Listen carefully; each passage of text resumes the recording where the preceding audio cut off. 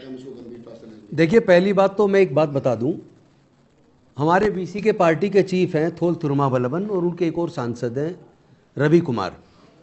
वो दोनों लोग एक ज्ञापन उन्होंने देश के कानून मंत्री अर्जुन राम मेघवाल जी को दिया था। उनसे पर्सनली मिले थे और उन्होंने कहा था एक सप्ताह के अंदर हम इसका समाधान करेंगे, चूंकि ये जायज़ मांग है। और उधर रामदास अठावले जी वहाँ पहुँचे, महाबोधि महाविहार धरना स्थल पर पहुँचे और उन्होंने भी आश्वासन दिया कि मैं नीतीश कुमार जी से मिलूंगा, राज्यपाल जी से मिलूंगा और इसका समाधान कराएंगे। लेकिन मुझे अभी तक कोई आउटकम उसका नज़र नहीं आता, और इसलिए नज़र नहीं आता क्योंकि जिनसे मांग कर रहे हैं उनके मन में ईमानदारी नहीं है, पवित्रता नहीं है। तो मैं उनको एक बात के लिए आगाह कर दूं कि ये महाबोधि महाविहार पूरे दुनिया के बौद्धों की आस्था का केंद्र है।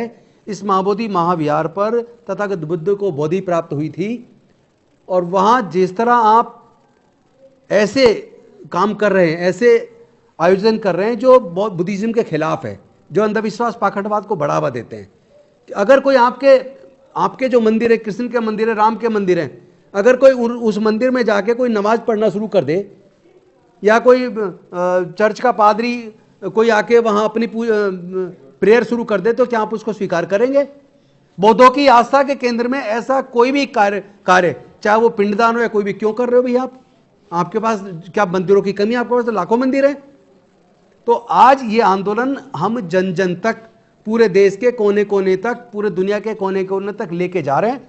और सफलता इस बात की देखिए, अभी परसों बहुत बड़ा प्रदर्शन लंदन के अंदर हुआ है, जहां सैकड़ों और हजारों की मात्रा में लोगों ने प्रदर्शन किया। लास्ट वीक वाशिंगटन डीसी में हुआ, न्यूयॉर्क में हुआ, ऑस्ट्रेलिया के अंदर हुआ, फ्रांस में, जर्मनी में, तमाम देशों में जहां जहां तथागत बुद्ध को मानने वाले लोग हैं, महाबोधि महाविहार की मुक्ति के लिए आवाज बुलंद कर रहे हैं। और अभी तो हम केवल महाबोधि महाविहार की मुक्ति की बात कर रहे हैं, क्योंकि हम इस मसले को बढ़ाना नहीं चाहते। आप तो मंदिरों में मस्जिद तलाशते फिर रहे हो, लेकिन ध्यान रखना, अगर सारे धार्मिक स्थलों पे खुदाई हो जाए तो 500 साल से पहले के जितने भी मंदिर या जितनी भी विरासत मिलेगी वो बुद्ध की मिलेगी। खुद स्वामी विवेकानंद जी ने अपनी राइटिंग्स के अंदर वॉल्यूम 7 में बताया है कि अनेकों बौद्ध मंदिरों पर कब्जा करके हिंदू मंदिर बनाए गए। पुरी का, जगन्नाथपुरी का जो मंदिर है वो बुद्ध का मंदिर है। और हमारे खुद के जो लोगों ने जो रिसर्च किया है, उस रिसर्च में पाया है, आपको पता होगा जब आदरणीय नरेंद्र मोदी जी मुख्यमंत्री थे गुजरात के, तो सोमनाथ टेम्पल के नीचे खुदाई शुरू की गई थी आर्कियोलॉजिकल सर्वे ऑफ इंडिया के द्वारा। उसके नीचे बुद्ध का मंदिर, बुद्ध की गुफाएं निकल आई, तुरंत उसको वहीं पे उन्होंने जांच को रोक दिया। मैं कह रहा हूं जहां भी खोदोगे बुद्ध निकलेंगे। भारत में 2000 से ज्यादा गुफाएं हैं और उसमें 98% गुफाएं बुद्ध की हैं। हर जगह बुद्ध के अवशेष हैं। कितना छुपाओगे? जहां भी खुदाई होगी केवल बुद्ध निकलेंगे। अगर आप महाबोधि टेम्पल को तुरंत बौद्धों को सौंप देते हैं, उसका मैनेजमेंट कमेटी बीटी एक्ट 1949 को तुरंत रिपील करके, तो ये शायद पूरे देश के लिए अच्छा होगा और ये इन लोग के लिए अच्छा होगा। वरना अभी हम महाबोधि महाविहार की मुक्ति की बात कर रहे हैं, उसके बाद जितने बौद्ध मंदिरों पर कब्जा किया गया है, फिर हम उसके लिए भी आंदोलन छेड़ेंगे। और हम और बंते जी और तमाम बौद्ध भिक्षु और तमाम अम्बेडकरी या बुद्धिस्ट उपासक, जो पूरे देश के अंदर उपासक उपासिकाएं जो मूवमेंट चला रही हैं, अब हम इस आंदोलन को एक एक घर, एक एक गांव तक लेके जाएंगे। अभी तो 14 अप्रैल को दलित प्रेरणा स्थल नोएडा से इस धम्म यात्रा की, इस न्याय यात्रा की, शांति यात्रा की शुरुआत हो रही है, जिसमें पद यात्राएं भी होंगी। और हम जगह जगह मीटिंग लेते हुए इसको आगे बढ़ाएंगे और फिर पूरे देश के कोने कोने से भी इस तरह की यात्राएं निकलेंगी। और हम इस आंदोलन को इस बार जैसे 92 के अंदर भंते नागार्जुन सुरेश ससई जी के नेतृत्व में जो आंदोलन चला था, और उस आंदोलन को आपने डिफ्यूज किया, उनको अल्पसंख्यक आयोग का मेंबर बना दिया, बाकी 4 भिक्षुओं को उसका मेंबर बना दिया मैनेजमेंट कमेटी का, और आपने उनको प्रॉमिस किया कि हम इसका पूर्ण समाधान करेंगे, लेकिन आपने समाधान नहीं किया। इस बार ये आंदोलन तब तक चलेगा जब तक पूर्ण समाधान ना हो जाए, जब तक बीटी एक्ट 1949 एक्ट रिपील ना हो जाए। हम इसको जन जन का आंदोलन बना देंगे।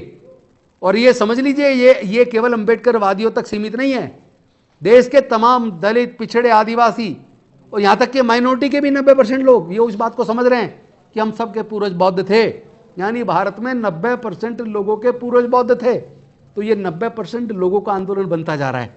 एक एक गांव तक, एक एक घर तक, एक एक परिवार तक इस आंदोलन को लेके जाएंगे। राजनीति अपनी जगह, हम राजनीति से ऊपर उठ के, क्योंकि ये हमारी सांस्कृतिक विरासत का मसला है, ये हमारे मान सम्मान और स्वाभिमान का मसला है, तो हम अपनी सांस्कृतिक विरासत को पूर्ण मुक्ति तक अब रुकने वाले नहीं हैं।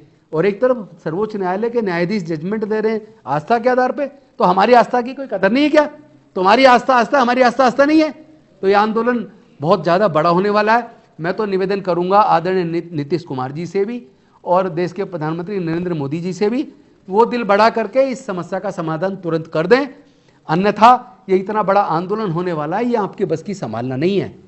इससे पहले कि इतना बड़ा आंदोलन हो जाए, मैं आपसे निवेदन कर रहा हूँ इसका समाधान कीजिए, तो बात यहीं तक शांतिपूर्ण तरीके से निपट जाएगी। क्योंकि हम बुद्ध को मानने वाले हैं, उस बुद्ध को जिसने दुनिया को शांति मानवता का संदेश दिया, जिसने समता, स्वतंत्रता, बंधुता, न्याय, प्रज्ञाशील, करुणा और मैत्री का संदेश दिया। तो हम हाथ जोड़कर विनती कर रहे हैं, लेकिन अगर हम हाथ जोड़ना जानते हैं तो हम हाथ मरोड़ना भी जानते हैं।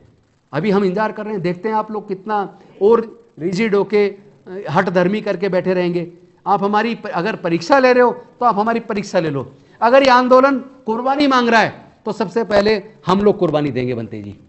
हम अपने आप को मिटाने को तैयार हैं, लेकिन अपने समाज की, इस पूरे बुद्धिस्ट समाज की आस्था के ऊपर आंच नहीं आने देंगे। हम इसको मुक्त कराने तक रुकने वाले नहीं है। आंदोलन घर घर तक हम लेके जाएंगे। शुक्रिया।